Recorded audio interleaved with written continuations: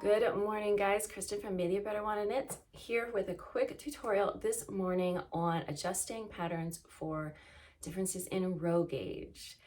So the first thing I want to say about this is it's really common to be able to get stitch gauge and not row gauge. Generally speaking, it is much easier to adjust for discrepancies in row gauge than it is for stitch gauge. And so that is why I'm here today to show you just a little bit of pretty straightforward math to help you adjust a pattern if you need a little bit of guidance in how to make sure that your pattern still ends up in proportion. So in patterns where it says knit the body till it's 15 inches or things like that, this is not a problem because you just knit to this number of inches. But in patterns where row counts are specified for whatever number of reasons, there are lots of different ones that may apply.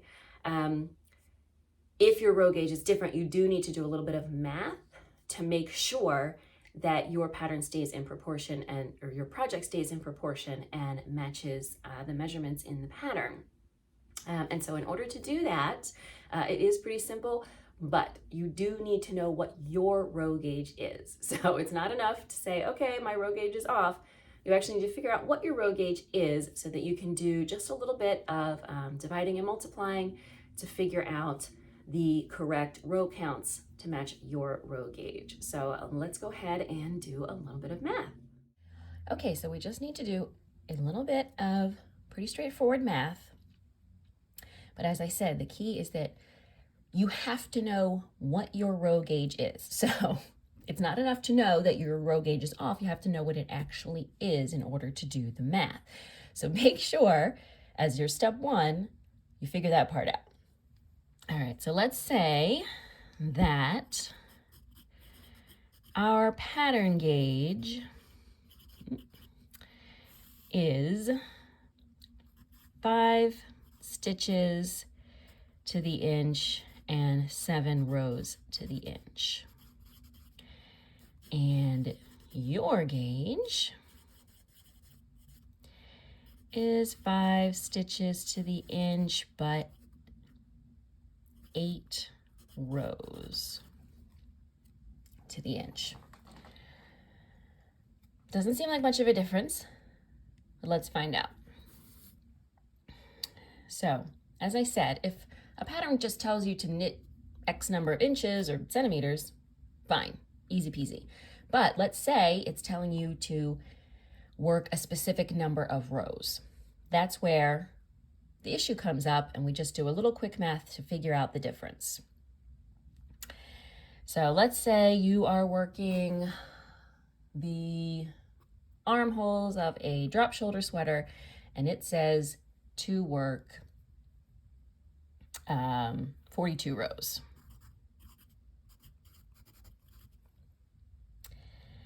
What you're going to do is just divide the number of rows by the row gauge.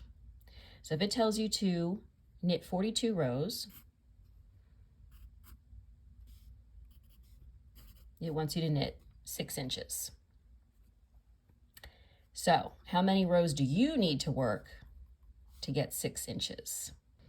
You are just going to multiply 6 inches by your row gauge, 8 rows, to figure out that you are going to have to work 48 rows to get that same number of inches. Easy peasy. Now here's where it can get a little bit more complicated. When there are shaping instructions and they're telling you perhaps work a decrease row every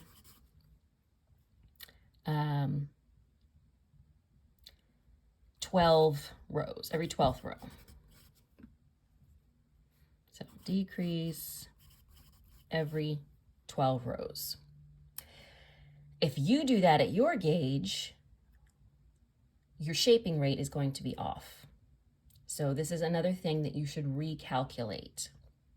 If they want you to decrease every 12 rows, you're going to divide 12 rows by those 7 rows per inch, And since my phone is currently my camera, we're going to ask Alexa.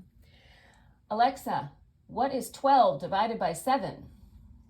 12 divided by 7 is approximately 1.7143. Okay, so that's about every 1.75 inches that you want to work a decrease row. So you're going to then figure out how many rows you need to work for 1.75 inches. So again, we're going to multiply your 8 rows per inch times 1.75, and let's ask our friend again. Alexa, what's 8 times 1.75? 8 times 1.75 is 14. 14. So instead of decreasing every 12 rows, you're going to decrease every 14 rows. And so that is the basics of how you are going to roughly adjust a pattern when you have a different row gauge. Essentially, as long as you know what your row gauge is, you can use this math to figure out the actual measurements involved given in the pattern by dividing the number of rows the pattern specifies by their row gauge to figure out what actual number of inches, and then multiplying that number of inches by your number of rows per inch to figure out how you will do things differently, either working more or fewer rows. I will add the caveat that this is not an exact science, so particularly for things like set-in sleeves, the math can get a little bit more complicated, and I don't recommend trying to change it unless you really, really know what you're doing. But for basic things like distributing increases and decreases along the body and the sleeves, and recalculating the number of rows you need to work for a yoke or for neckline shaping and things like that, this rough math will put you on the right track. You might still notice differences because your proportions may not match exactly the pattern. So for example, if you're working a V-neck and it is based on this row gauge, you can recalculate it on your row gauge, but you may still end up with a V-neck that is slightly shorter, slightly longer, just because you have more or fewer rows involved. So, but what this is going to help you do is get things to match roughly the length measurements in the garment. So your yoke depth, your body length, your sleeve length, and to distribute your increases and decreases relatively evenly throughout those areas. So my final bit of advice is, it is a lot easier to adjust row gauge than stitch gauge. So if you're having trouble with a pattern and getting gauge, work toward matching the stitch gauge and use these tips to adjust for discrepancies in row gauge, which generally speaking are easier to accommodate.